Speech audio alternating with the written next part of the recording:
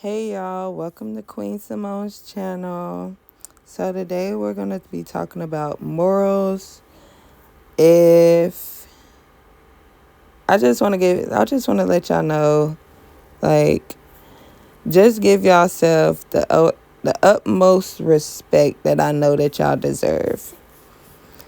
So one thing I do want to say, like, if y'all like ever been into like a relationship with a guy or was thinking about it, and he was married or he was in a relationship with somebody, don't even do it. Don't waste your time. Don't waste your energy. It is not worth it. Just, continue on with your journey. Only reason why I say that is because I was involved with a guy that was married. At the beginning, he said he was single, but in the mix of it all, he tells me that he's married, got kids, this, that, and the third. But then starts to tell me that he was in the mix of getting a divorce and was getting separated and this, that, and the third. Just telling me a whole bunch of stuff that I wanted to hear and not what I need to hear. So we continue on our journey. It's way down the road later on. So eventually I started to ask him about his kids. I wanted to see his kids. I wanted to meet them. And he's just giving me a whole bunch of excuses of why I can't meet them at the time and this, that, and the third. So I'm like, all right, cool. So later on, like, keep going down the road. So I eventually tell him that I need some time to let my heart heal because I was in a long relationship from before that relationship, and he like, oh, well, you trying to go be with somebody else, and that really wasn't the case, and I just needed my heart to heal from the last relationship that I was in. I wasn't trying to, mess up anything. He felt like his other family members can date this person and date that person and don't take the time to let their heart heal. And I'm like, well, that's them. I'm not them. We're two different people. So we're cut from a different cloth. And later on in life, like, we still continuing on to be together. So I eventually, he was having car issues with one of his cars, so he had to give it away. So I ended up buying him a car. And he ended up total lost in the car. I want to say literally the same day or the next day. And got a lot of money from the car. But then started disrespecting me. Started treating me like I was the enemy or like I did him bad or some type of way. And I just didn't feel like I was getting respected after, he received a lot of money from the car accident. Because, when people get a lot of money in their pockets or in their hands, they start to act brand new and start to act real funny. So eventually, like, he started to put his hands on me. There was times where I literally felt helpless. He started putting his hands on me in front of his mom. And I really felt helpless then. And it was just a whole bunch of mess. Whole bunch of mess. And it done been situations where we broke up, got back together. It done been times where we broke up, still got back together. but he didn't deserve for me to he didn't deserve me at that time, but I gave him a reason for I gave him a I gave him an excuse of why I should be with him, even though there were multiple red flags thrown up on the field. I just ignored them. I shouldn't have, but I get to that part.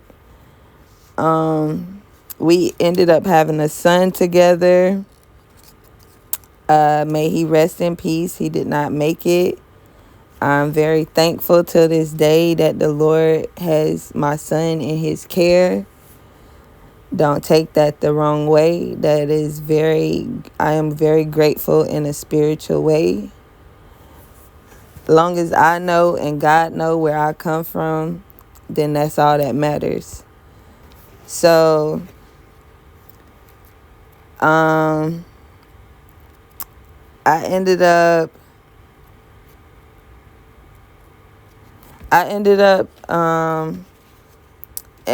in the mix of my pregnancy, it was like him and his mom started asking me, "You sure that's his son? You sure that's his son?" Throughout my whole pregnancy, that's all I heard. And I'm like, well, dang. Am I going to get a different response? Am I going to get a different answer? And I kept telling them the same answer every time. This is his son. This is his son. They didn't believe me until the baby came out of my wombs. Okay? So,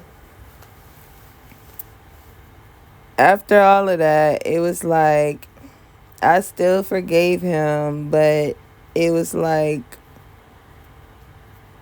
a whole bunch of drama. He ended up cheating on me again. Well, no, not again. He ended up cheating on me, and I ended up finding out, and it was like it just came to an end after that. It was so many red flags that popped up to the point where you cannot ignore these red flags that's coming up anymore. Like, it was red flag after red flag after red flag after red flag. It was so many red flags on the field. You better not say no. You better not ignore this red flag. Otherwise, you would have regretted ignoring them red flags. So, I did not ignore the red flags that popped up. So,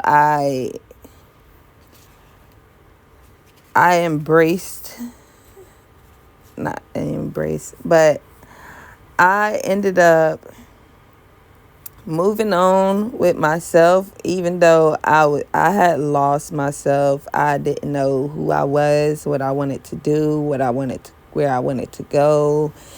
It was like I was traumatized from him putting his hands on me, from me losing a child to me losing everything that I had. And it was just so much that happened within that time. I just lost myself. But I found myself when I got into God's word. I read my Bible. I started reading my Bible. I started focusing on myself for at least a year or more.